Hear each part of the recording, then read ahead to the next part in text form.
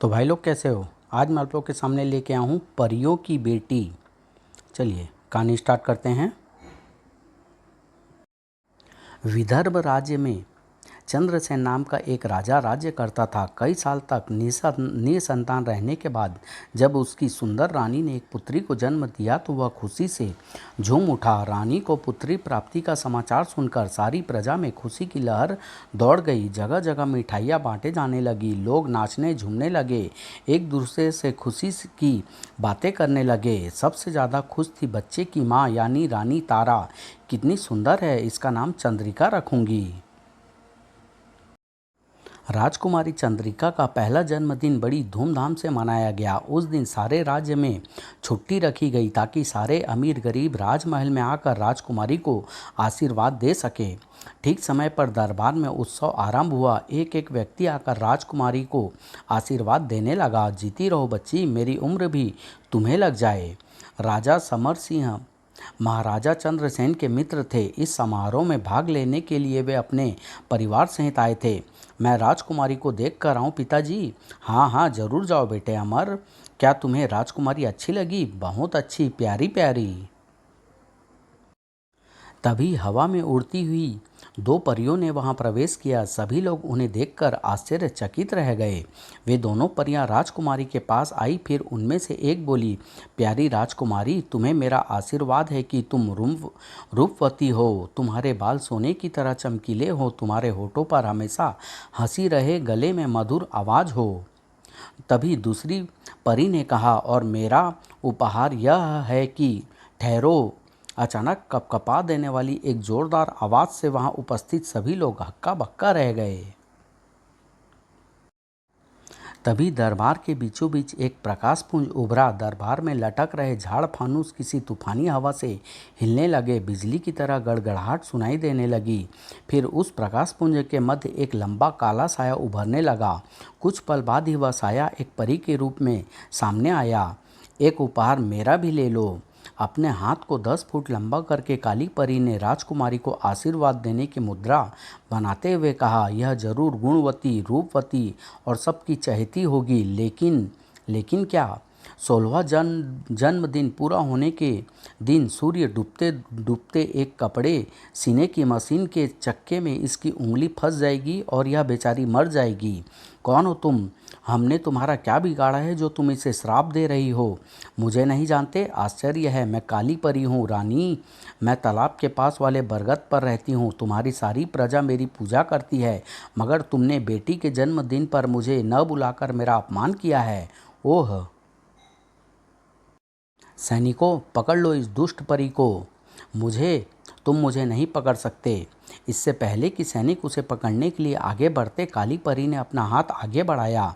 अगले ही पल परी की तरफ बढ़ने वाले सैनिक व अन्य सभी पत्थर होकर रह गए और काली परी राजमहल की खिड़की से बाहर निकल गई। ओह, यह तो बहुत बुरा हुआ। काली परी का श्राप कभी खाली नहीं जाता। हाँ, तुम ठीक कहती हो, हमें राजकुमारी को बचाने का कोई न कोई उपाय करना होगा। अवश्य, लेकिन पहले इन्हें तो ठीक करो जो काली परी के जादू से पत्थर बनकर रह गए हैं। अभी लो। अगले ही पल उस परी ने अपनी छड़ी उन पर घुमाई। तुरंत ही सभी अपने वास्तविक हालत में आ गए। अपनी वास्तविक हालत में आते ही रानी तारा दुखी होकर अपनी नन्ही राजकुमारी को गोद में लिए अपने कमरे में चली गई। पीछे पीछे दोनों सुंदर परियां भी उसके कमरे में चली आई। अभी मेरा आशीर्वाद बाकी है रानी साहिबा। ओह, आप हमें नहीं जानती, हम भी परियां हैं और आपके राज्य में रहती है। हमारा काम लोगों की भलाई करना है। मेरा नाम इरावती है और इसका मालविका। हम दोनों आपकी बच्ची को आशीर्वाद देने चली आई। हमें यहाँ देखकर ही शायद काली परी को ईर्ष्या हो गई थी। उसने समझा आपने हमें निमंत्रण दिया है और उसे नहीं। आप कितनी अच्छी है, लेकिन वह काली परी सच ही है। बुरे लोग अच्छी बातें कहाँ सोच सकते हैं। हम राजकुमारी की रक्षा करेंगी, आप घबराओ नहीं। आज से राजकुमारी हमारी बेटी हुई। दूसरी परी ने राजकुमारी पर जादू की छड़ी घुमाई और कहा, कपड़े सीने की मशीन में जब तुम्हारी उंगली फंसेगी तो तुम मरोगी नहीं बल्कि गहरी नींद में सो जाओगी। तुम्हें सबसे ज़्यादा प्यार करने वाला राजकुमार तुम्हें छूकर तुम्हारी नींद तोड़ देगा। फिर जैसे ही दोनों परियां रानी तारा के कमरे से बाहर जाने लगी, महारानी ने उन्हें पुनः आवाज़ दी, सुनिए, आपने हमसे कुछ कहा। आप हमें छोड़कर न जाइए, वह परी हमें फिर तंग कर सकती है। अच्छा महारानी जी, हम यहीं रुक जाती हैं। इधर राजा चंद्रसेन अपने मित्र समर सिंह के साथ बैठकर कोई उपाय सोच रहे थे। एक काम किया जा सकता है, राज्य की सारी सिलाई मशीनें जलवा दीजिए, मेरी समझ में नहीं आता क्या करूं। यह उपाय राजा चंद्रसेन को पसंद आ गया। उन्होंने अपने मंत्री को बुलवाकर यह आदेश प्रजा में प्रसारित करा दिया और दूसरे दिन सुबह अपने महल की छत पर खड़े होकर जगह जगह आग की होली जलते देखी। उनकी प्रजा अपने घरों की मशीनें चौक पर ले जाकर आग में डाल रही थी। महल की खिड़की से जब दोनों परियां ने बाहर स्थान स्थान से उठती हुई आग की लपटें को देखा, क्या इस तरह समस्त सिलाई मशीनों को जला देने से राजकुमारी काली परी के श्राप से मुक्त हो जाएगी बहन इरावती? नहीं, यह कोई अक्लमंदी का कार्य नहीं। काली परी बहुत चालाक है, वह कोई उपाय ढूंढ ही लेगी। तुम ठीक कहती हो बहन, लेकिन हम भी कम नहीं हैं बहन। मेरे दिमाग में राजकुमारी को बचाने का एक उपाय आया है। वह क्या? हम वेश बदलकर देहातीन औरतें बन जाएं और राजकुमारी को लेकर दूर कालिदास ग्राम में चली जाएं तथा साधारण स्त्रियों के समान राजकुमारी का पालन पोषण करें तो काली परी को पता भी नहीं चलेगा। फिर वह अपना दिया श्राप पूरा नहीं कर पाएगी। वाह, उपाय तो बहुत सुंदर है, लेकिन साधारण स्त्री के रूप में बिना जादू के इस्तेमाल में लाए हम राजकुमारी की परवरिश कैसे कर पाएंगी? हम किसी तरह काम चलाएंगी। राजकुमारी की जान बचानी है तो ऐसा करना ही होगा। ठीक है, चंद्रिका को अपनी बेटी माना है, अतः उसे बचाने के लिए कुछ भी करेंगी। चलो महारानी से अपनी बात कहें। फिर दोनों परियां महारानी के पास पहुंची और उन्हें अपनी योजना बताई। आप दुखी न हो महारानी, राजकुमारी को हम माँ जैसा ही लाड दुलार और प्यार देंगी। अफसोस इसके अलावा कोई दूसरा उपाय नहीं। जब इसके अलावा राजकुमारी को बचाने का कोई दूसरा उपाय नहीं तो भला मैं कैसे इनकार कर सकती हूँ? लेकिन मैं अपने दिल को कैसे समझाऊंगी? रो मत तारा, इसी में हमारी बेटी की भलाई है, सब ठीक हो जाएगा। दोनों परियां अधेड़ देहातीन स्त्रियों का वेश धारण कर राजकुमारी को ले राजमहल के पिछवाड़े से चुपचाप निकल गई। लेकिन काली परी से कुछ भी छुपा न था, वह सब कुछ अपने जादुई गोले में देख रही थी। तो यह चाल खेल रही हैं मुझसे यह दोनों मूर्ख परियां। लेकिन यह मूर्ख परियां राजकुमारी को लेकर जाएंगी कहाँ? मैं उन्हें पाताल से भी ढूंढ निकालूंगी। मेरा दिया श्राप पूरा होकर ही रहेगा। परंतु अब मुझे राजकुमारी के साथ साथ इसके प्रेमी राजकुमार की भी खोज रखनी होगी, जिसके छूने से राजकुमारी फिर जीवित हो उठेगी, इन दोनों मूर्ख परियों द्वारा दिए गए वरदान के कारण। फिर काली परी ने अपने गुलाम कौवे राक्षस को आदेश दिया, जाओ काल भैरव, उन दोनों परियों का पीछा करो और पता लगाओ कि वह कहाँ जाती है। जो आज्ञा स्वामिनी। गुलाम कौवा राक्षस काल भैरव उड़ चला, उनका पता ठिकाना मालूम करके ही लौटना। जल्दी ही कौवे की दृष्टि दोनों परियों पर पड़ी। वह रही दोनों शायद जंगल से होकर लाल पर्वत की ओर जा रही है। अचानक ही सतर्क एवं चौकन्नी परियों की दृष्टि अपने ऊपर पड़े उड़ते कौवे पर पड़ी। बहन, वह देखो, एक कौवा काफ़ी समय से हमारा पीछा कर रहा है। ओह, यह तो काली परी का गुलाम काल भैरव है। निश्चय ही काली परी को हमारी योजना का पता चल गया है। कौवे की असलियत जानते ही दोनों परियां व्याकुल हो उठी। यह तो बहुत बुरा हुआ बहन, अब इससे पीछा कैसे छुड़ाया जाए? इस पर तो हमारा जादू भी असर नहीं कर पाएगा, और यदि पीछा न छूटा तो काली परी को हमारा पता ठिकाना सब कुछ मालूम हो जाएगा। शायद उन्होंने मुझे देख लिया है, लेकिन कोई चिंता नहीं। तुम ठीक कहती हो बहन, फिर भी कोशिश करके देखते हैं। परी मालविका ने अपनी जादुई छड़ी घुमाई। चिन चिंचू, कालदूत प्रकट हो। तुरंत एक भयानक राक्षस प्रकट हुआ। क्या हुक्म है स्वामिनी? कालदूत हाजिर है। जाओ आकाश में उड़ते दुश्मन को मार भगाओ। मुश्किल है, लेकिन फिर भी कोशिश करता हूँ। राक्षस कालदूत एक भयानक पक्षी का रूप धारण कर आकाश में उड़ा। ओह, तो वह मुझसे मुकाबला करने आ रहा है। मूर्ख कहीं का, पछताने का भी मौका नहीं मिलेगा। भयानक पक्षी के रूप में कालदूत को अपनी ओर आते देख कौवे काल भैरव ने भी विशाल एवं भयानक रूप धारण करना शुरू किया। राक्षस कौवे व राक्षसी पक्षी में भयानक युद्ध छिड़ गया। आकाश उनकी भयानक गर्जना से थर्रा उठा। लेकिन जब काफ़ी देर तक लड़ते रहने के पश्चात भी उनके बीच कोई निर्णय नहीं हो पाया तो दोनों अपने असली रूप में आ गए। मौका अच्छा है बहन, चलो यहाँ से निकल चले। हाँ चलो, मुझे विश्वास है कालदूत ज़्यादा समय तक काल भैरव का मुकाबला नहीं कर पाएगा। जल्द ही दोनों परियां लाल पर्वत पर पहुंच गई। दोनों परियों का संदेह ठीक ही निकला। कालदूत काल भैरव का ज़्यादा देर तक मुकाबला नहीं कर पाया और बेचारा, ओह, काल भैरव ने आखिर उसे मार ही दिया। काल भैरव ने उसे मारकर धरती पर फेंक दिया। धरती पर गिरते ही एक भयानक विस्फोट हुआ और कालदूत आग में जलकर भस्म हो गया। अरे, वह दोनों कहाँ गायब हो गई। भयभीत सी दोनों परियां लाल पर्वत के बीच बने एक संकरे से मार्ग पर दौड़ पड़ी। भागो बहन, वरना वह फिर हमारे पीछे लग जाएगा।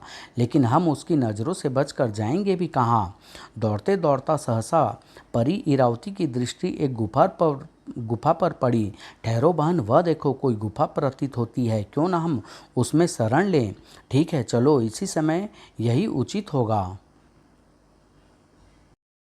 दोनों उस गुफा के भीतर प्रविष्ट हुई। उफ, भयानक किंतु आश्चर्यजनक।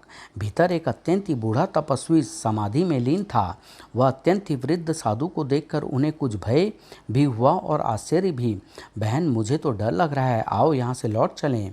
हाँ, हमारे आगमन से यदि महर्षि का ध्यान भंग हो गया तो यह हमारे लिए अच्छा नहीं होगा, अतः लौट ही चलना चाहिए।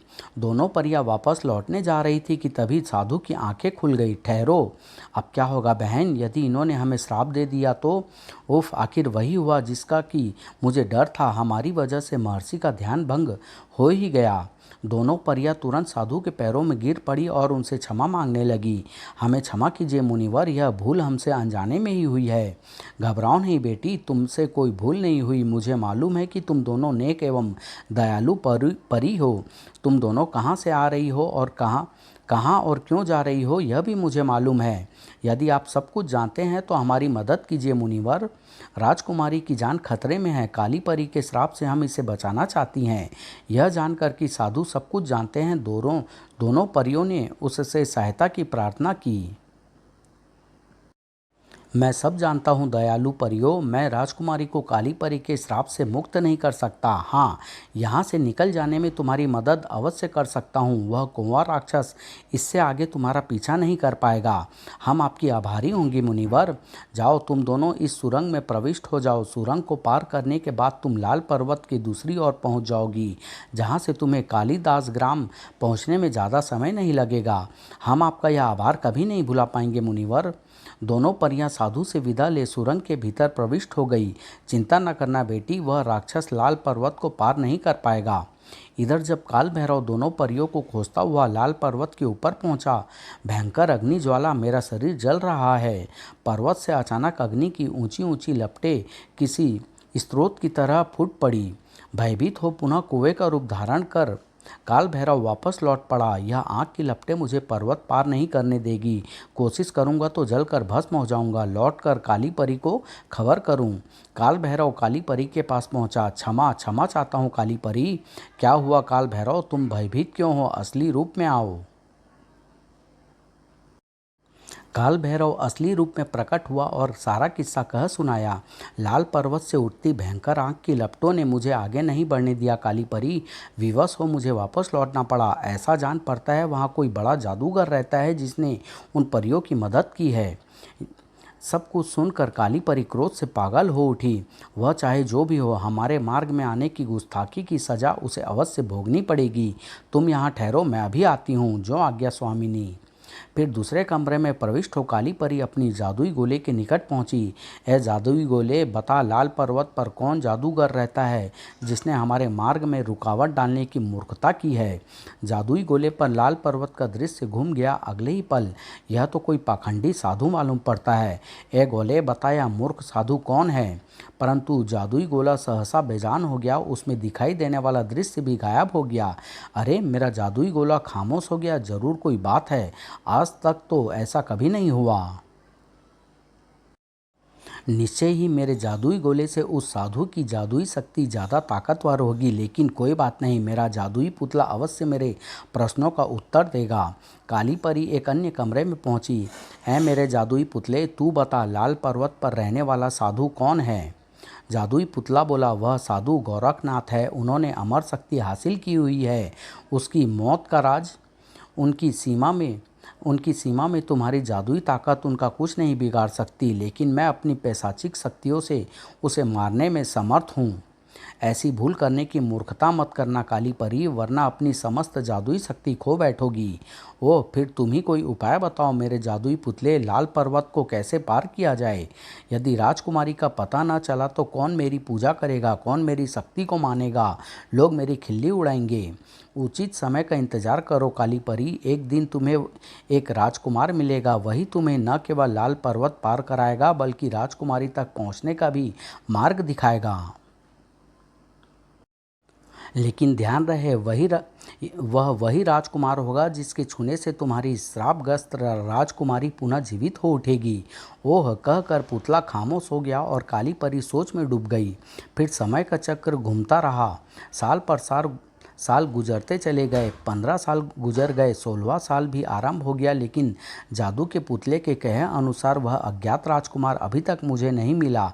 यदि 16वां साल भी गुजर गया तो इधर समय के चक्र ने राजा चंद्रसेन और महारानी तारा को बूढ़ा बना दिया। उन्होंने एक एक साल अपनी बेटी की याद में बड़ी कठिनाई से गुजारा था। सालों गुजर गए, अपनी बेटी को देखे अब तो रहा नहीं जाता। इससे तो अच्छा होता ईश्वर हमें उठा ही लेता। सब्र करो प्रिय, 16 साल पूरे होने में तो अब केवल कुछ ही माह शेष रह गए हैं। फिर ईश्वर जाने किस हाल में होगी हमारी बेटी।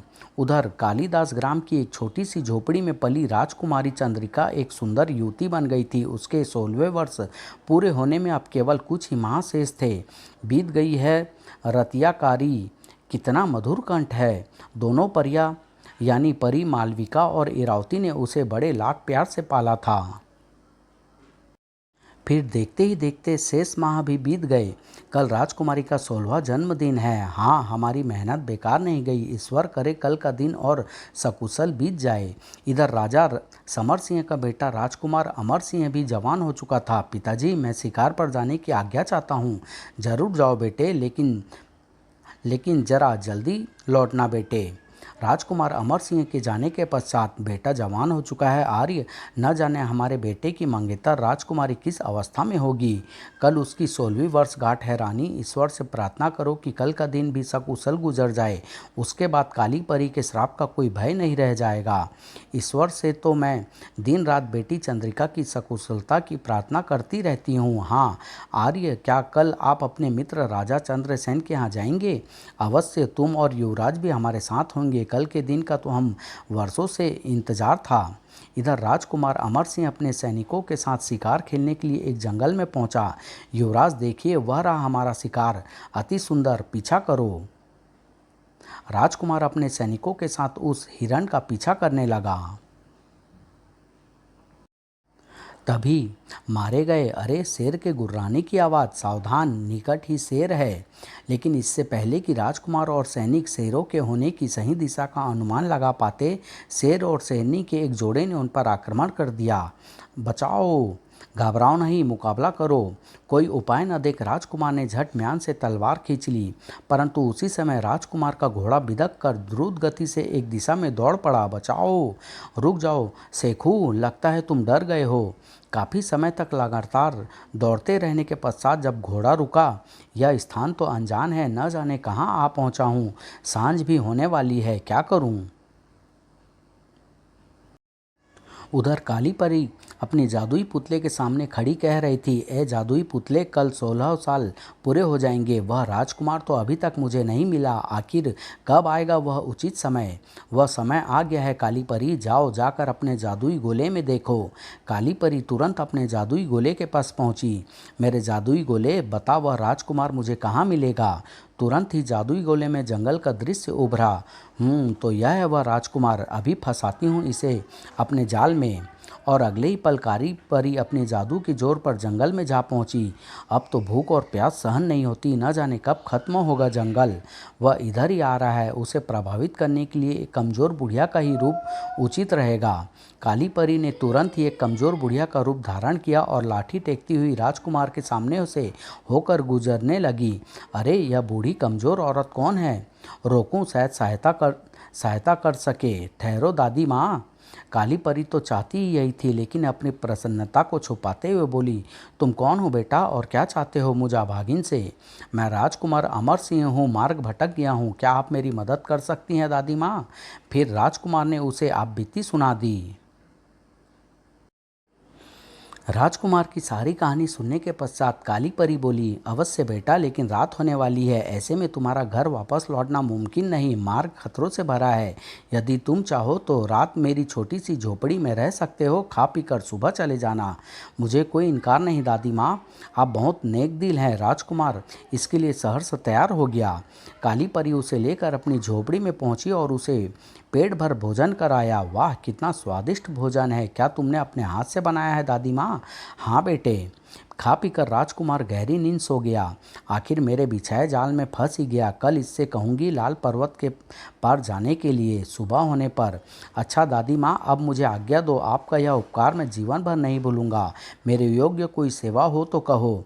सेवा सेवा नहीं, मुझे मदद चाहिए, लेकिन मुझ अभागी बुढ़िया की भला कौन मदद करेगा? यह आप क्या कह रही हो दादी माँ? मुझे बताइए कैसी मदद चाहिए आपको? बेटा, लाल पर्वत के उस पार मेरे नाती पोते रहते हैं, वर्षों हो गए उनसे मिले, मैं अभागी इतनी दूर भी तो नहीं जा सकती। काली परी ने चालाकी से अपनी इच्छा राजकुमार पर जाहिर कर दी। राजकुमार उसे लाल पर्वत के उस पार पहुंचाने के लिए सहर्ष तैयार हो गया। वाह दादी माँ, यह भी कोई मुश्किल काम है? मेरा देश लाल पर्वत के उस पार ही तो है, तुम्हें साथ ले जाने में मुझे खुशी होगी। तुम कितने अच्छे हो बेटे। और फिर काली परी को अपने पीछे बैठा वह लाल पर्वत की ओर चल पड़ा। कुछ समय पश्चात वे लाल पर्वत के निकट जा पहुँचे। लाल पर्वत को पार करने में भी उन्हें ज़्यादा समय नहीं लगा। दूसरी ओर पहुँचने पर, लो दादी माँ, हम लाल पर्वत के इस पार आ गए, अब कहो तुम्हें कहाँ जाना है? बस बेटा, मैं तुम्हें और कष्ट नहीं दूंगी, मुझे यहीं उतार दो। बुढ़िया बुढ़िया यानी काली परी के बहुत जिद करने पर राजकुमार ने उसे वहीं उतार दिया। अच्छा दादी माँ, मुझे आज्ञा दो, मैं चलता हूँ। अच्छा बेटा, जुग जुग जियो। और फिर राजकुमार अपनी राह हो लिया। राजकुमार के नज़रों से ओझल होते ही काली परी अपनी असली रूप में आ गई। काल भैरव, जाओ राजकुमार का पीछा करो, यदि राजकुमारी का पता न मिला तो तुम्हारी खैर नहीं। जो आज्ञा स्वामिनी। कौवे के रूप में काल भैरव तुरंत उड़ चला और राजकुमारी का पीछा करने लगा। राजकुमार का पीछा करने लगा। उधर, क्या बात है मेरी प्यारी प्यारी चाचियों, आज आप बहुत प्रसन्न दिखाई दे रही है। हाँ बेटी, आज हमारी 16 साल की मेहनत सफल होने जा रही है। आज की सांझ खत्म होते ही हम सबके दुख दर्द दूर हो जाएंगे। मैं कुछ समझी नहीं चाची। सब समझ जाएगी, जा पहले नदी में अच्छी तरह नहा धो, आप फिर बताएंगे। लेकिन ज़रा जल्दी लौटना, तुम्हें हमारे साथ कहीं चलना है। राजकुमारी उदास मन से नदी की ओर चल पड़ी। राजकुमारी के जाने के बाद कितनी उदास है राजकुमारी। हाँ, लेकिन जब सारी असलियत जानेगी और अपने माता पिता से मिलेगी तो प्रसन्न हो उठेगी। इधर नदी में स्नान करने के पश्चात राजकुमारी एक पेड़ के नीचे बैठ बाल सुखाती हुई एक विरह गीत गाने लगी। निकट से गुजर रहे राजकुमार अमर सिंह के कानों में जब यह गीत पड़ा, आहा कितना सुंदर कंठ है, लेकिन कितना दर्द भरा, कौन हो सकती है? राजकुमारी राजकुमार आवाज़ की दिशा में बढ़ता हुआ राजकुमारी के निकट जा पहुंचा और उस अद्वितीय सुंदरी को देखकर मोहित हो उठा।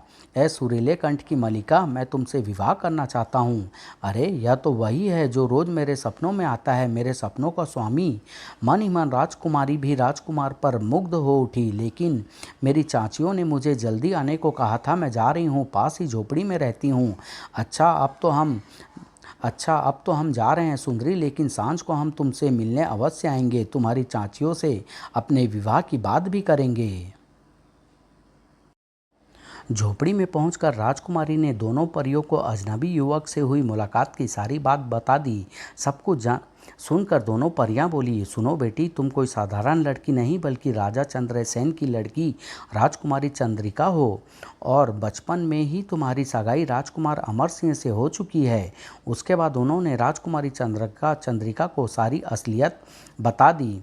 कुछ देर बाद ही वे तीनों तैयार हो झोपड़ी से बाहर निकली और तेजी से एक तरफ चल दी।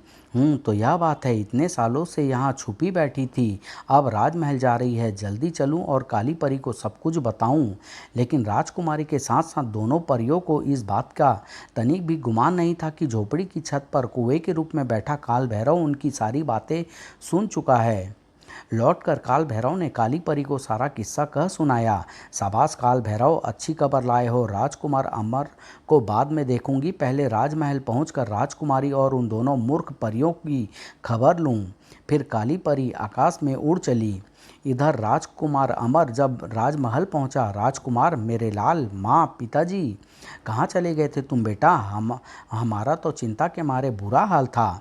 ईश्वर की दया और एक नेक औरत के कारण बच गया माँ, वरना शेर का शिकार न सही भूख प्यास से अवश्य मर जाता। ईश्वर तेरा लाख लाख शुक्र है। राजकुमार ने सब कुछ कह सुनाया। अच्छा बेटा, अब तुम जल्दी से तैयार हो जाओ, हमें अपने मित्र राजा चंद्रसेन के यहाँ जाना है। आज उनकी बेटी का 16वां जन्मदिन है।